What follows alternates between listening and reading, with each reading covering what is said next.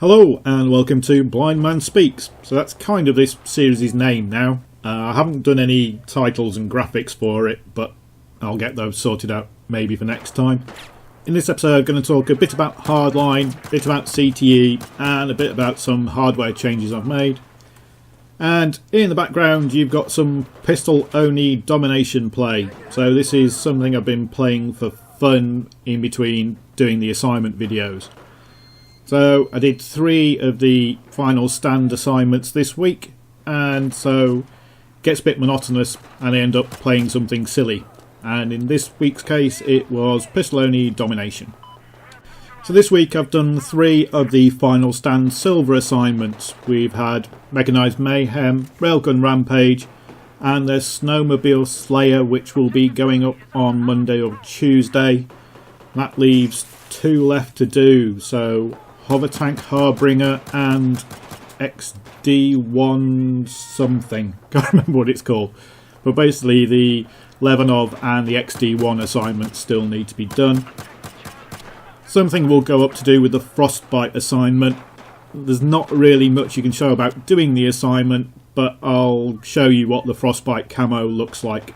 In fact, I might add that onto the Snowmobile Slayer assignment video because Snowmobile Slayer's not really much of an assignment either. Anyway, let's have a look at the topics I wanted to cover this week. The first of which is Hardline. Now, there's been a lot of information brought out about Hardline. A lot of YouTubers have made videos because they got whisked away to an event to play Hardline. Seems like they played Hotwire mode a lot, and they all seem to have videoed every single gun, accessory, camo combination that you could have. The other event they've had is some PlayStation trade show where they put out Hardline and let you play it on the PlayStations. Now I should say, from playing the original beta, I quite liked Hardline. I know a lot of people weren't sure about a Cops and Robbers version of Battlefield, but I quite liked it. Thought it played quite well, looked pretty good, and it was an interesting theme idea. The more information they bring out about Hardline, the less I like the look of it. So they bring out information on the Hotwire mode, which is essentially car chases with cars as capture points. I'm not that interested in a driving game. And then they show gold police cars, because you can unlock gold camos for your police cars. And then just to make my opinion of this game plummet even more, there was a pink zebra skin AK, and I was wondering what the hell is going on with this game anymore. The first time they tried selling it to me, it was a gritty cops versus robbers shooter. Now we've got gold police cars and pink AKs, and I'm thinking, are there 2 different games here?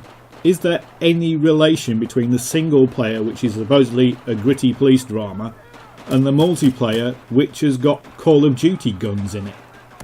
Now, like I say, I was pretty impressed by the Hardline beta. Thought it was a nice idea. And it might be their marketing which is struggling to put over Hardline. But at the moment, the more they show of it, the less I actually like it. And that's a bit worrying.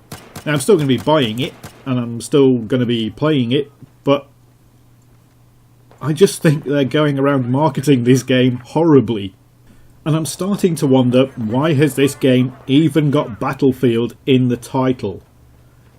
Wouldn't it have been better just to call this game Hardline, not Battlefield Hardline?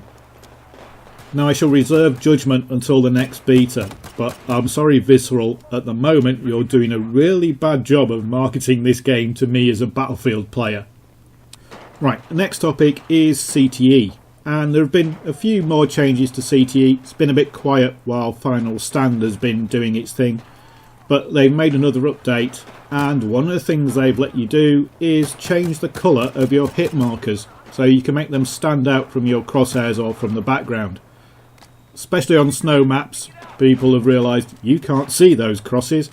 So you can now change the colour to any colour you fancy. There are 3 RGB sliders, so red, green, blue. You can alter the amount of red, green or blue in the colours, and therefore change it to whatever colour you want. Which is quite a nice feature. Not really needed, but you know, it's there. there's slightly more confusing news when it comes to CTE and consoles. Now, the same piece of news seems to be reported in two different ways. Some people are saying that there's going to be a CTE update for consoles, and that is that the prototype version that we're running on CTE is going to be updated on consoles to the live game. Other people are reporting it that CTE as a test platform is coming to consoles, which means that premium console users would get a version of the CTE servers. Now, I've tried looking into this and going through where this rumour came from, or this news came from, and to be honest, I can't tell you which version of that is right. Now, they might both be right. I think what's most likely is that there will be another update from the CTE servers to the live game. So the things that are being tested out on CTE will go into the live version of Battlefield 4. I can't actually see DICE spending the money to create CTE servers on console, because Battlefield 4 is at the end of its life. All the DLC is out. The game is pretty much over. The only reason that they're talking about more content for Battlefield 4 is because Hardline has been delayed. So I can't see why there would be CTE servers for consoles for Battlefield 4. I could understand it if they'd said Hardline was going to get CTE servers on console, so that console users could test out future development for Hardline. But for Battlefield 4, then you've got contractual agreements with Sony and Microsoft, so I would have thought if there was going to be a console version of CTE, it wouldn't be for Battlefield 4. It would be for Hardline. But as I say, this seems to be rumours and speculation coming from all over the place, and people are putting different spins on it, so I don't really know. I'm just hazarding a guess that Battlefield 4 is a bit long in the teeth for a console CTE version suddenly to come out. Right, so that's CTE sorted. The next bit is basically a few hardware changes I've made. So I mentioned in one of the videos before that I had bought a new graphics card. It's an add-on graphics card, not a replacement graphics card. So I bought another HD 7970 from Sapphire, and that is plugged into my PC with the original one, and they're cross-fired together. So one graphics card now deals with maintaining frame rate and outputting to the monitors. The other one is used to do a lot of the processing work. So the two graphics cards share the load and improve the speed. Now, as you can see from the frame rate in the top right hand corner of this video, haven't got it sorted yet. So I've been playing around with the settings, haven't found the ideal settings. These settings I used were pretty awful. In fact, they were worse than when I was using a single card. So it's taken a while to sort out, but it doesn't really affect the game. What I'm trying to get is a higher, better frame rate while I'm also running the recording software, so that if I do 60 frames per second videos, then it records at full 60 frames per second and there's no drops or anything like that.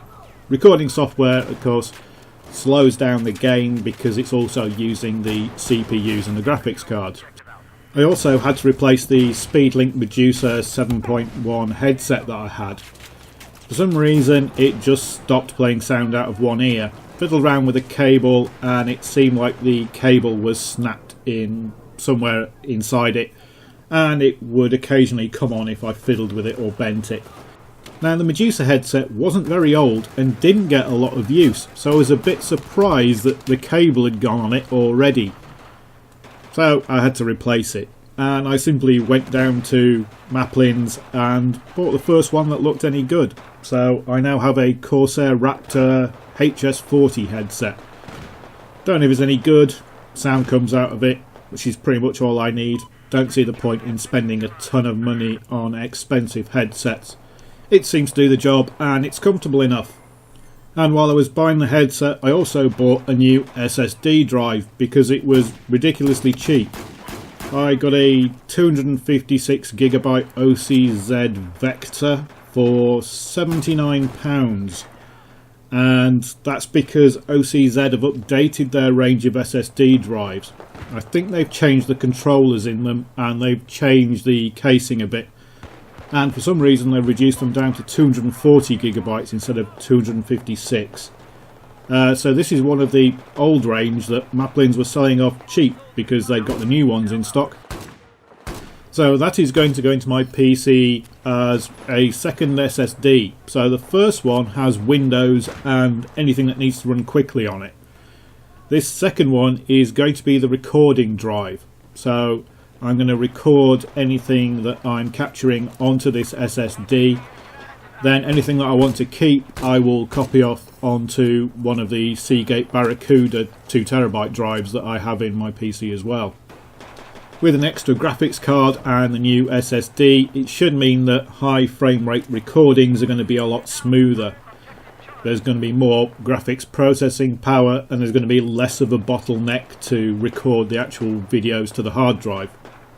So I won't be spending any money for a while. I've spent like 200 quid on software and 300 quid on PC bits in the last few weeks, and that will have to do for a while. Did get about 900 quid's worth of stuff for it, but I shall tighten the purse strings for a while, at least on frivolous stuff. I did spend a lot of money on the flat, so spending some money on myself I can get away with, I suppose. Right, and finally going to go through questions on videos. So this is questions from the comments. You can ask questions if you want. If you had questions to this video, then I'll take a look at them, or if it's questions on other videos, then I'll answer in the comments and then give fuller answers on this show. So the first comments I'm going to address are those that have been complaining that there's no mini-map shown on the box tour videos. And that's quite simple. I have to turn the HUD off.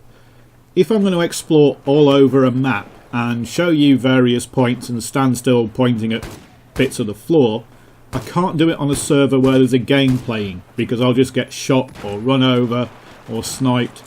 So I have to go onto empty servers to show things like that. And because it's an empty server, there's a big message across the screen saying waiting for players. So by turning the HUD off, I get rid of all those messages. Now I did try and show you the area around where every box was, tell you what flag it was on, and there is a map in the description that you can download. So I don't think not having the mini-map was a big deal, so you're just going to have to live with it. If you don't like not having the mini-map, then sorry, but that's the way it's going to be. The second comment comes from the Railgun Rampage video, and it's that it's too long. And it should be shorter and snappier and that I'll repeat myself. Now, I do repeat myself in the assignment guide videos because there's an awful lot of times whereby I think something is blatantly obvious, but people just ask the same question over and over again. So, the common question I used to get all the time, and still do, is do I need a DLC for this assignment? Now, the assignments in Battlelog tell you they need a DLC, they've got a little DLC symbol on them, but people still ask the same question over and over again. So now on the videos you notice that I go through the assignment twice. I go through it at the start and I go through it at the end. And for the railgun video I went through the details of the railgun twice. So once when I was going through describing the railgun and once when I was showing you completing the assignment. Admittedly, the railgun video did get very long and probably could have been 5 minutes shorter, but you can just stop watching a video when you've got the information you need from it. But because the railgun is effectively a weapon, I know it's a battlefield pickup, but it's got all the stats and all the quirks and things of a normal weapon that you can carry. It did get quite involved, and I do take the point, maybe the video is 5 minutes too long. So that's 2 points covered. Other than that, most of the comments on the videos have been positive and that they seem to be helping people complete the assignments and find the dog tags. I think the only consistent question I'm getting on the dog tags now is, do you need to be premium to get them? Yes, you do. You can find the boxes, you can knife the boxes, but unless you've got Battlefield 4 Premium, you can't pick up the dog tags. And that's it for this edition of Blindman Speaks. So they're going to be about 15 minutes long, I think. That's what this one's come out at, and it seems to be about right. I'll try and sort out some titles for the next one. If you have any questions, then leave them in the comments, either on this video or the video to which the question relates. And thanks for watching.